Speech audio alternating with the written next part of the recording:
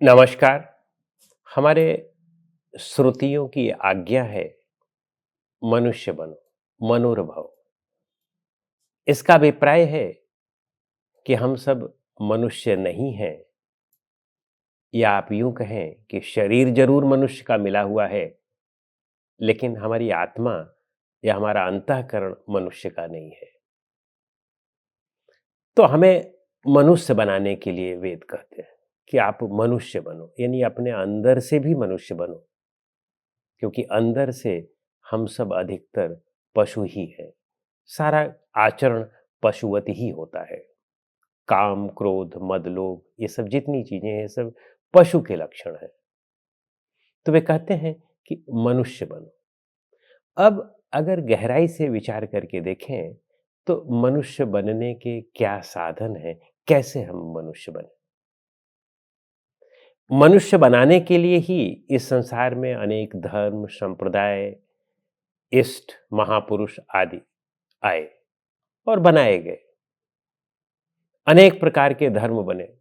अब आप विचार करके देखें, सबका लक्ष्य तो सबको मनुष्य बनाना ही है, लेकिन मनुष्य बनाने के साथ ही उसमें से अधिकतर लोगों ने अपनी स्वार्थपरतावश उसमें ऐसी भी अनेक चीजें लिख दी कि जिससे मनुष्य वास्तव में मनुष्य न बन करके दानव बनना शुरू हो गया।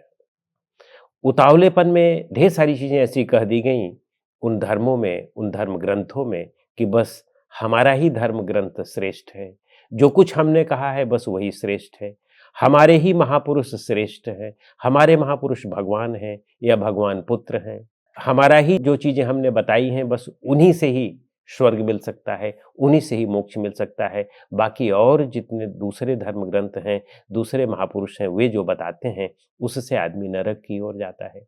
तो इस तरह से इन सब चीजों को पढ़ करके व्यक्ति या मनुष्य जो है वह दिग्भ्रमित हो जाता है, संशय में आ जाता है, भ्रम में आ जाता है कि सत्य क्या है।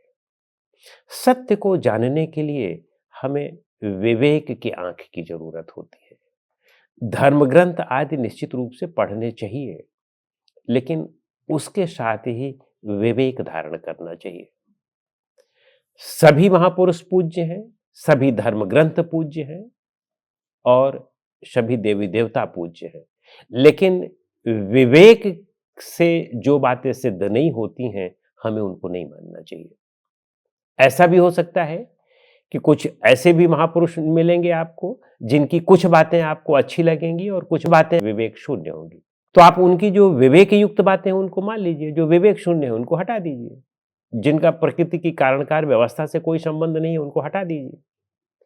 कारण क्या है कि हमारे पंडित और पुरोहितों की स्वार्थपरता के साथ और कुछ ठग लोग जो हुए हैं उनकी स्वार्थपरता के कारण इन धर्म ग्रंथों में इन महापुरुषों के मुंह से ऐसी ऐसी बातें कहलवा दी गई हैं कि जो न तो प्रकृति की कारण कारण व्यवस्था से मेल रखती हैं, न ही वह प्रकृति के शाश्वत नियम से मेल रखती हैं, न ही वे मानवता से मेल रखती हैं। और जब इनसे मेल नहीं रखती हैं तो उनका त्याग करना ही आवश्यक है। लेकिन ये ध्यान रखें कि सभी धर्म ग्रंथों में कुछ अच्छी बातें भी लिखी हुई हैं जो विवेक से मेल खाती हैं, तो उनको मान लिया जाना चाहिए। जो अच्छी नहीं है, विवेक से मेल नहीं खाती हैं, उनको कदापि नहीं मानना चाहिए। लेकिन इसकी वजह से हम उन्हें अच्छा या बुरा कहना शुरू कर दें, क्योंकि कुछ बातें उनकी अच्छी हैं, विवेक सम्मत है, और कुछ बातें विवेक सम्मत नहीं है, तो हम उनको क्या कहेंगे। केवल उनकी जो अविवेकी बातें हैं उन्हीं के आधार पर उनको हम बुरा कहना शुरू कर दें तो यह भी गलत है। तो इसलिए आंख मूंद करके, आंख बंद करके, या केवल कुछ बातों को सुन करके, अच्छी बातों को, कुछ खराब बातों को सुन करके उनको हम गलत कहना शुरू कर दें तो यह गलत है। लेकिन इसका यह मतलब नहीं है कि उनकी कुछ अच्छी बातों को हमने देख लिया तो हम उन गंदी बातों को भी उसी वजह से सही मान लें, यह भी गलत है। तो इसलिए विवेक पूर्वक निर्णय लेना पड़ेगा। विवेक पूर्वक निर्णय लें कि जो सत्य है और उस सत्य को प्रकृति के कारण कार्य नियमों से जांचने परखने की विद्या हमारे पास प्रकृति ने दी है, हमारे पास समझ दी है, मननशीलता दी है, चिंतनशीलता दी है।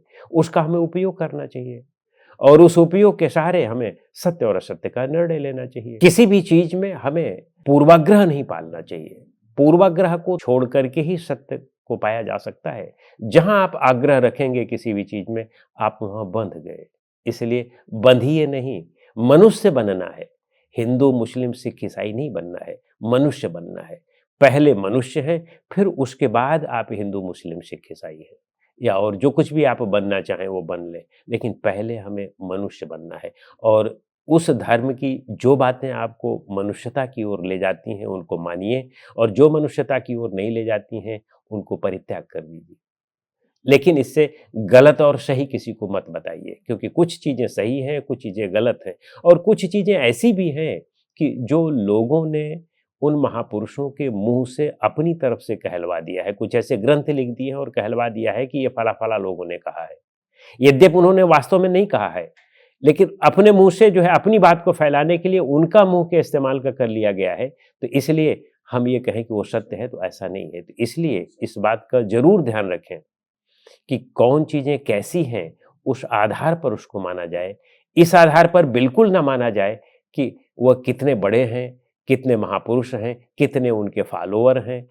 फॉलोवर हों या ना हों, ना भी फॉलोवर हों, लेकिन अगर वह बात सत्य है तो सत्य है।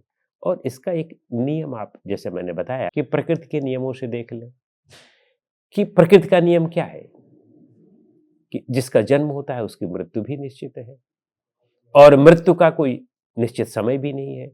जो व्यक्ति मर गया, जो चीज़ें मर गई, उसको कोई ज़िंदा नहीं कर सकता है। अपने आप कोई प्रकृति की व्यवस्था की वजह से, जैसे कोई थोड़ी देर के लिए जो है ऐसा लगा कि उसका प्राणांत हो गया और 2 मिनट बाद फिर वह जग गया, तो वो तो बात अलग है। लेकिन आप ये कहें कि वह मर गया और उसका दाह संस्कार हो गया और फिर वह आ गया, तो यह बात संभव नहीं है। कोई व्यक्ति 1000, 2000, 3000 वर्ष तक जीता है, यह संभव नहीं है।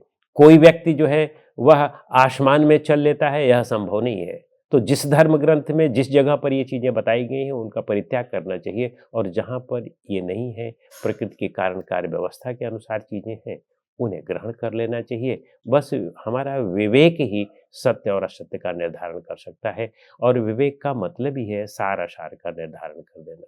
तो इसलिए हमें उस तरह की चीज़ों का पालन करना चाहिए। नमस्कार।